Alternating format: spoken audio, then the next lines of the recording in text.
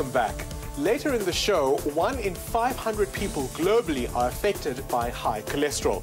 We'll bring you the latest on this condition and how it can be managed.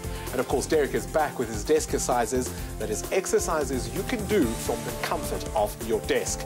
But first, ask any parent, that's exactly what children do when you give them medication they don't like. Now imagine if it's HIV medication, which was actually designed for adults and not for little ones. Well, Wits scientists are at the very cutting edge of drug delivery technology, and they are changing all of that. Anyone who has ever tried to give a small child medicine knows how difficult it can be. For the mothers of HIV-positive babies and toddlers, it becomes a recurrent daily battle. And it's a battle fought by thousands of mothers, according to Dr. Francesca Conradi, a doctor specializing in HIV. In this province, which is Gauteng, 60,000 infected children, which is the number of children that will fit into Ellis Park. Since antiretrovirals have become widely available, HIV is no longer a death sentence.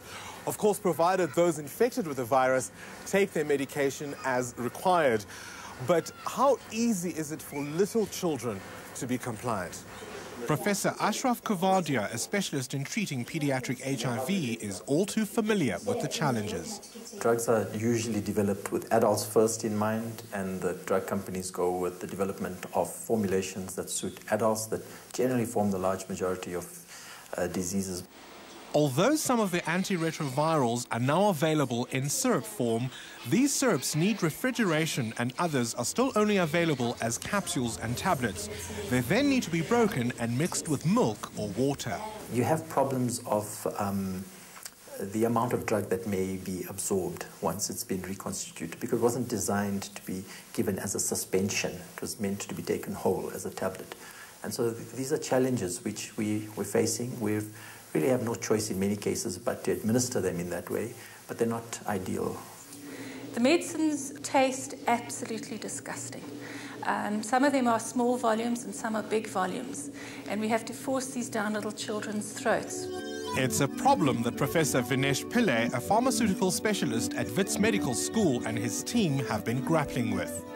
We are developing novel technologies or strategies to introduce drugs into the body in a different manner that would produce a more efficient effect in the human body. They've come up with a homegrown solution to get children to take their antiretrovirals in the form of a wafer, which can be placed under the tongue or in the side of the cheek. A gel is immediately formed on the side of the cheek. Now, this gel acts as a barrier.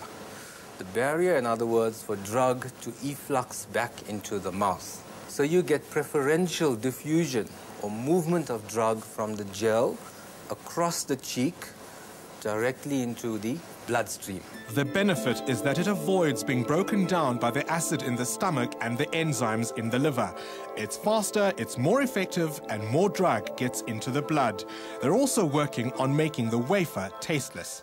These taste-masking substances essentially are sort of large molecules that capture the drug within that, so the baby itself doesn't have to taste even the drug, because that's the first and most important thing for a child.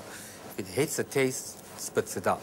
Another benefit of this new wafer system is that the different drugs needed can be layered into the wafer, making it an all-in-one solution, and there's no need to take a range of different medicines. How's this going to change the treatment of children with HIV?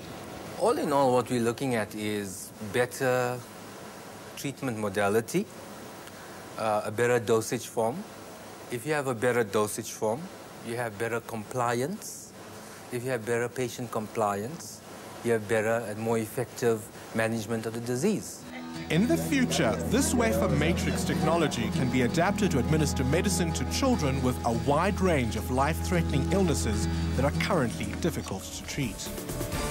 It's wonderful to see South Africans leading the way when it comes to technological advances. Oh, really, it is still here. Now, why not swap your desk chair for a balance ball? You guessed it, Derek is back with more of his desk exercises next.